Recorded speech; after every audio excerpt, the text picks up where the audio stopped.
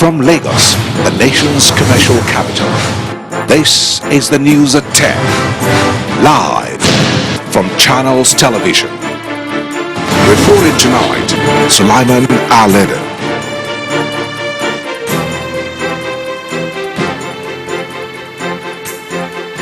Hello and welcome tonight. Federal Executive Council to admit 4 new members as Senate confirms appointment of former Kano Governor Ibrahim Shekarau and 3 others as ministers. Nobel laureate Professor Wole Soyinka says Boko Haram cannot disintegrate Nigeria despite its atrocities. Edo House of Assembly crisis deepens with members impeaching Deputy Speaker.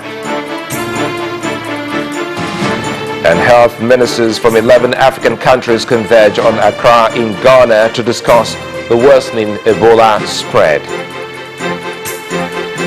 And on business news tonight, Central Bank of Nigeria reels out fresh and stricter credit facilities processes. And on sports news tonight, defending champion Andy Murray humbled by Bulgarian Grigor Dimitrov at Wimbledon.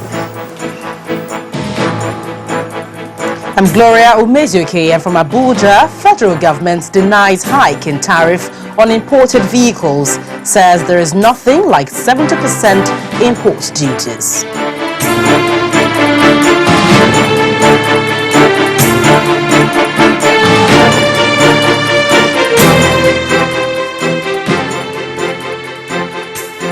We'll begin tonight with the nod giving President Goodluck Jonathan to inject some new blood into his cabinet.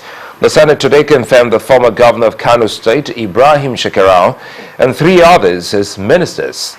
Other nominees confirmed as ministers are Dr. Abdul Bulama, Dr. Stephen Oru, as well as Mr. Adedayo Adeye. The ministerial nominees, accompanied by friends and associates, make their way into the Senate chambers. They are here to pass through a final hurdle before they are sworn in as ministers, a screening exercise by federal lawmakers. One of the most keenly watched ministerial nominees for this set is the former governor of Kano State, Mr. Ibrahim Shekarau. A question which a federal lawmaker threw to Mr. Shekarau demonstrated this. In the last 15 years, high-profile politicians, including you, sir, have moved from one party to the other. Some have moved from 2 to 3 parties, trying to protect their interests and not building ideologies. Will you advise, sir, that stringent rules and regulations be made to guide the movement of politicians from one party to the other so that we can build very strong political parties in Nigeria? The issue of changing from one place to the other, I'm sure I'm not a student of history, but if you read the history of the Americans too, they did so badly, worse than what we are doing now, when you take them to where we are today, where they were then. They did more, they did worse. So I am very optimistic that over time, if we are allowed to continue, civilian handing over to civilian, no matter the crises and so on, we're gradually getting it right. Another nominee during the screening made a case for the practice of true federalism in Nigeria. I believe that we should give a little bit of latitude to states because of cultural differences to do things in their own way. If we call ourselves a federal system, if we call ourselves a federal country, we must give a little bit of room for states to, to do things in their own peculiar ways. I don't see a reason why the governor of Lagos State and the governor of my state should have the same salary. They don't have the same income. Minister of the government. At the end of the screening exercise, all 4 nominees were confirmed as ministers. Linda Akibi, Channels Television News. The Edo State House of Assembly has impeached the Deputy Speaker, Mr. Festus Ebia. The lawmakers carried out the impeachment during a sit-in today at the old Assembly chamber of the 1992 located at the government house premises. Today's impeachment follows a crisis rocking the House, which culminated in the indefinite suspension of the Deputy Speaker and 3 members of the House by the House over an alleged misconduct. The lawmakers claim their action today is based on Section 3(8), Rule 3 of the House Rules. Mr. Paul Ohobamu, who moved the suspension motion that was seconded by Majority Leader Mr. Philip Shoaibu, said the actions of the affected lawmakers constituted misconduct. It has been several weeks of disagreement in the Edo State House of Assembly, with several court orders hanging over the matter and the lawmakers now divided along party lines. The Assembly chambers now locked and legislative activities in limbo. It is a sure case of stalemate between the 4 suspended lawmakers and other group of mostly APC members. Maybe not what many expected on Wednesday when the APC lawmakers were converged. Surprisingly, they took to the Edo State Government House where they decided to hold their plenary.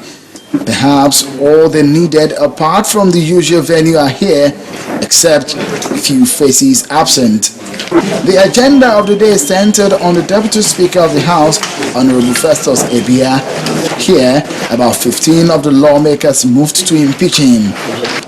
For the impeachment of Honorable Festus Ebia as Deputy Speaker in order to restore public confidence in this Honorable House of Assembly. And 2, finally, Mr. Speaker, and he is hereby impeached and should be removed as Deputy Speaker of the Edo State House of Assembly. I so move. The law is clear about where to hold the activities of the House, but the reason for the new venue, they say, is the renovation of the Assembly complex. Chairman at the Antonio complex right now cannot be used for plenary, and this is because of the renovation work going on there. Honorable Ebia's take on his impeachment is very instructive. What a shame. Let me tell you that all they did in Governor Shomole's office this morning at Osadebe Avenue is not a sitting but executive impunity and madness, which to all extent is null and void. Firstly, the House ought not and has no reason to relocate and sit at the governor's house at Osadebe Avenue in the GRA Benin City. Even when Honorable Igbe conducted the press around the chambers in the evening of yesterday, Tuesday, July 1st, 2014, he said that the Halo chambers was fit for sitting. Secondly, the removal of the Speaker, Deputy Speaker of the House, can only be done on the petition signed by 2/3 majority of the membership of the House, which for Edo State is 16 honorable members out of the 24 members. The new twist to the crisis rocking the Edo State Assembly will definitely generate more reactions, especially from the other group. But as legislative matters being battered by the events of the past days, a quick resolve to the matter will be to the advantage of the Edo people. Well, drawing from the lessons of the just concluded elections in Ekiti State, the chairman of the Independent National Electoral Commission, INEC, Professor Tahiru Jega, has promised an improvement in the Osun State governorship election in August. Professor Jega told civil society and elections monitoring groups at a meeting in Abuja that INEC will correct abnormalities observed during the Ekiti election. The election in Ekiti State has been applauded by members of the civil society and elections monitoring groups as a success. However, some activists at this meeting have raised concerns over what they term abnormalities during the elections.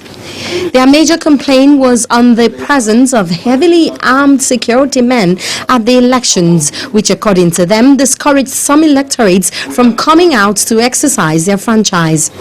They all ask asking the Independent Electoral Commission to look into this ahead of Osun State elections in August this year and the general elections in 2015.